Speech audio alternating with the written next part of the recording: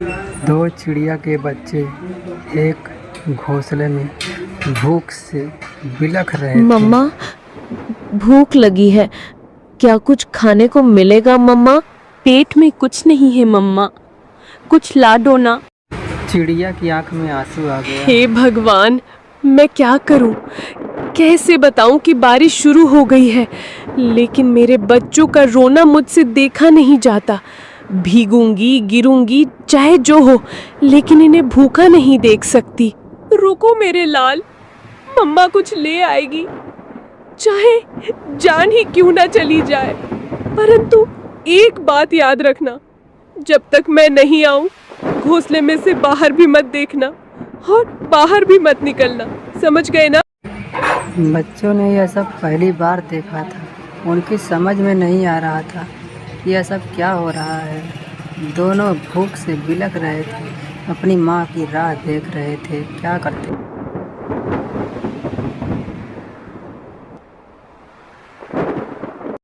छोटा बच्चा बार बार माँ की राह देख रहा था। अरे ओ पिंकू, सुन रे, ये क्या चीज ऊपर से टपक टपक गिर रही है? कोई रो रहा है क्या? बड़ा भाई कोने में बैठा हुआ था। अबे मूर्ख, रोने की आवाज नहीं है ये, बारिश है बारिश, आसमान बरस रहा है। पर ये आवाज कितनी डरावनी है। और पानी, इतना सारा पानी कहाँ से आता है रे? मत देख बाहर, मम्मा ने कहा था बिजली चमकी तो घोंसले समेत भस्म हो जाओगे। हवा के साथ बौछार इतनी तेज थी कि बारिश घोंसले के भीतर आने लगी और दोनों। मम्मा कब आएगी पिंकू? भूख लग रही है यार, और डर भी। दोनों बच्चे परेशान थे कि मम्मी कब तक आएगी, यही इंतजार। अगर मैं देर से लौटूं तो घबराना मत, चुपचाप बैठे रहना। डर से बड़ा कोई शिकारी नहीं होता।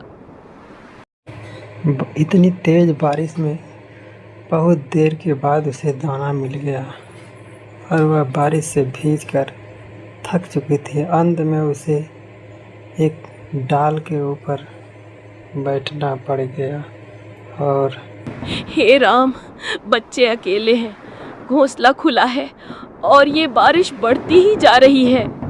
यदि बारिश थोड़ी सी भी कम हो तो मैं सीधी दौड़ती हुई उड़कर अपने बच्चों के पास पहुंच जाऊंगी। भी उसकी डाल पर एक तोता आकर बैठ गया। अरे टुनी बहन, तू यहाँ क्या कर रही है इस तूफानी बारिश में? तुझे होश भी है कि बच्चे अकेले हैं?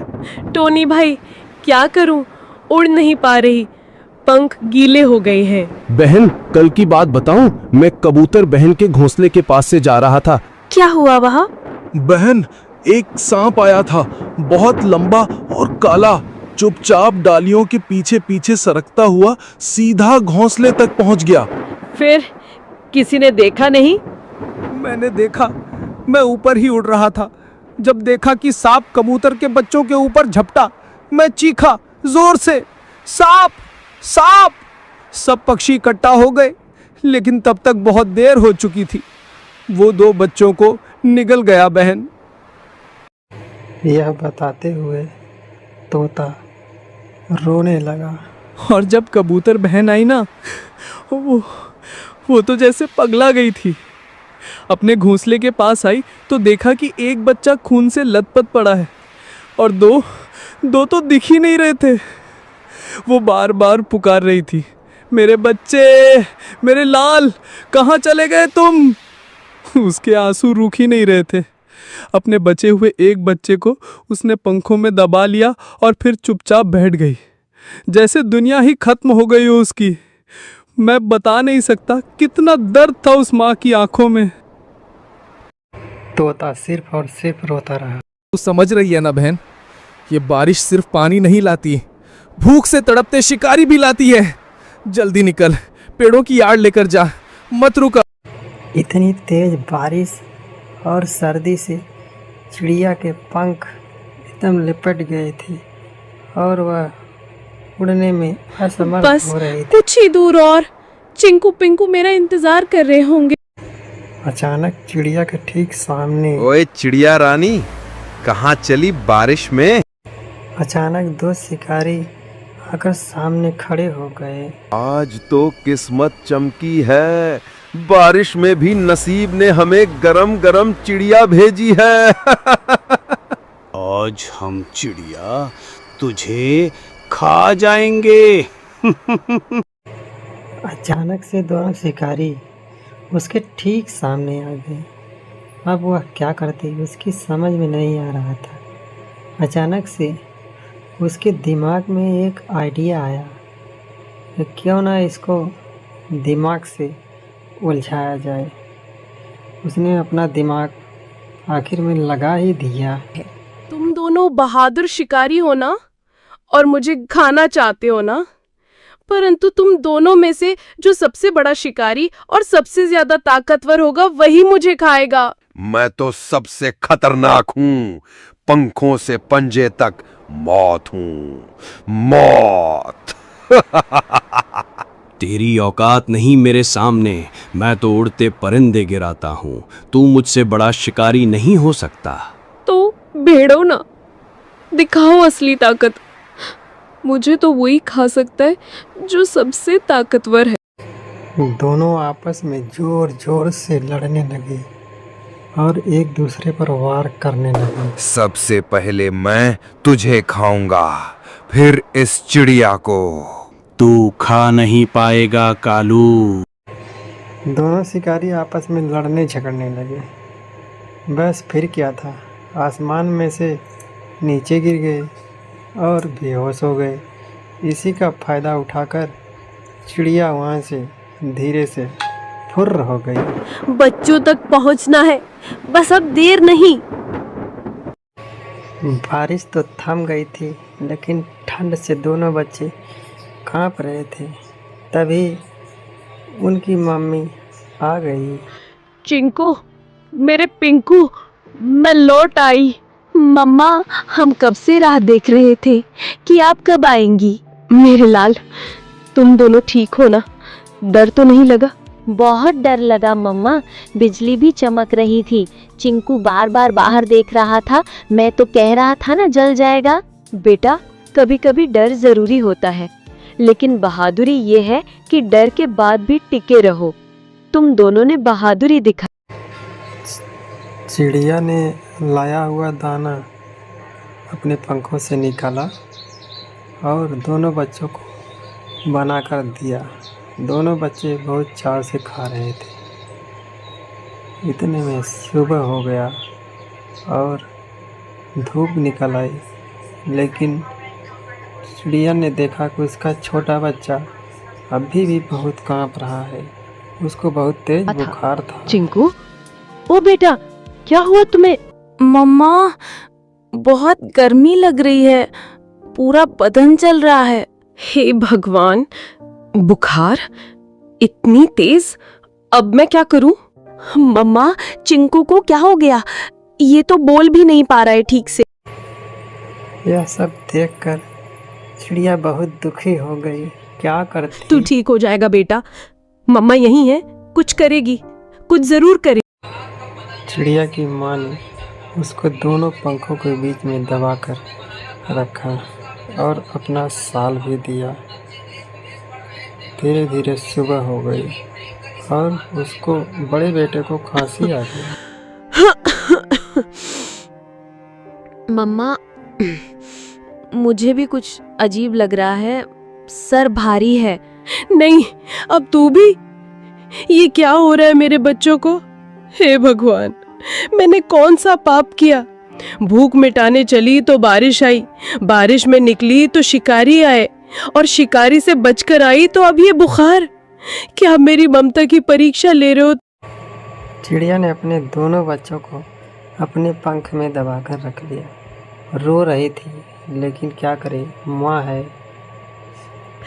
नहीं, मैं हार नहीं मानूंगी। मैं माँ हूँ और माँ कभी घोंसले में बैठकर अपने बच्चों को यूं मरता नहीं देख सकती। अगर इनको बचाना है तो मुझे लड़ना होगा, बीमारी से भी, अकेलेपन से भी, और इस जंगल की बेरहमी से। चिड़िया रो रही थी मगर हार नहीं मान रही थी। क्या ये कल सुबह मेरी गोद में होंगे? चिड़िया अपने दोनों बच्चों की हालत खराब देख वह उड़कर अपने मित्र तोते के पास पहुंची और टोनी भाई देखो ये क्या हुआ। अरे टुन्नी बहन, इतनी सुबह सुबह क्या हुआ? तेरी हालत क्यों बिगड़ी हुई लग रही है? मेरे दोनों बच्चे बीमार हैं टोनी। पहले चिंकू को बुखार आया, अब पिंकू को भी। रात भर तप रहे थे दोनों, मुझसे देखा नहीं जा रहा। कुछ कर यार, कोई उपाय बता। रुक, सुन, मुझे याद है जंगल के उस पार एक चूहा डॉक्टर है, बहुत समझदार। सब उसे डॉक्टर चिंटू कहते हैं। चल, अभी चल। दोनों पक्षी ने एक भी मिनट देरी नहीं की और तुरंत निकल पड़े जहाँ पर चूहा था। उन्होंने देखा कि डॉक्टर का चिन्ह लगा हुआ है। वे समझ गए। डॉक्टर साहब जल्दी बाहर आइए, एक माँ के बच्चे बीमार हैं, बहुत बुरे हाल में हैं। आवाज सुन डॉक्टर तुरंत बाहर आए। कितने दिनों से बीमार है? 2 दिन से, लेकिन रात में हालत और बिगड़ गई। ले चलो मुझे, मैं खुद देखूंगा। दोनों डॉक्टर को लेकर बच्चों के पास पहुंचे और डॉक्टर ने देखा ये साधारण बुखार नहीं है, ये वायरल है। बच्चों के शरीर में लड़ने की ताकत नहीं बची है। तो क्या ये मर जाएंगे? मैं कुछ नहीं कह सकता। मैं दवा दूंगा, अगर ऊपर वाले ने चाहा तो बच जाएंगे, पर मैं कोई गारंटी नहीं देता। तुम तो डॉक्टर हो, तुम्हारे पास उम्मीद होनी चाहिए। मैं दवा दे सकता हूं बहन, चमत्कार नहीं। जब शरीर साथ नहीं देता तो दवा भी हार जाती है। अब ये तेरी ममता और भगवान की मर्जी। माँ अपने दोनों बच्चों की यह दशा देखकर एकदम उदास हो गई और क्या भी करती, लेकिन उसने साहस नहीं छोड़ा और वह निकल पड़ी अपने इष्ट देव के पास। और इतनी तेज ठंड थी, पंख कांप रहे थे, फिर भी वह नहीं मानी और अंत में वह पहुंच ही गई और देखा उसने सामने एक वृक्ष है जहाँ पर वह अपनी हर मुराद को पूरी कर सकती थी। वह उस डाल पर बैठ गई और कुछ हे ब्रह्मांड, मैं तुझसे मांगने नहीं आई, मैं तेरे आगे झोली नहीं फैला रही, मैं तुझसे लड़ने आई हूँ अपने बच्चों। चिड़िया की आवाज़ पूरे जंगल में गूंज उठी। मैं एक चिड़िया हूँ, हाँ मामूली, पर मेरी ममता मामूली नहीं। तूने मुझे पंख दिए हैं, लेकिन आज मैं उनसे आसमान नहीं तुझसे जवाब मांग रही हूँ। क्यों मेरे बच्चों को तूने इस बुखार की आग में झोंका? तू ही। चिड़िया काँप रही थी, मगर उसकी आवाज़ में उसके पत्थर को तोड़ देता। तू सब देखता है ना, तो देख मेरे बच्चों की तड़प। अगर तेरे नियमों में न्याय बाकी है, अगर इस जंगल में जीवन के लिए कोई जगह है, तो मेरे बच्चों को लौटा दे, वरना इस शांत शिखर से एक मरे हुए माँ की चीख उठेगी जो पीढ़ियों तक गूंजेगी। कुछ देर बाद वह पेड़ बोलने लगा। जाओ, अब देखो। चिड़िया उदास थी, मगर वह उड़कर अपने घोंसले के पास पहुंची और जैसे ही अपने घोंसले के पास पहुंची तभी मम्मा पानी देना, मेरे होठ सूख गए हैं।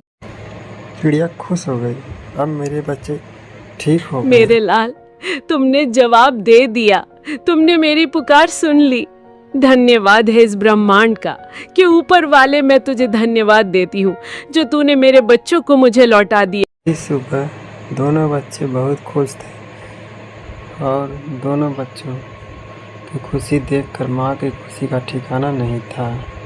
अब हम उड़ना सीखेंगे मम्मा।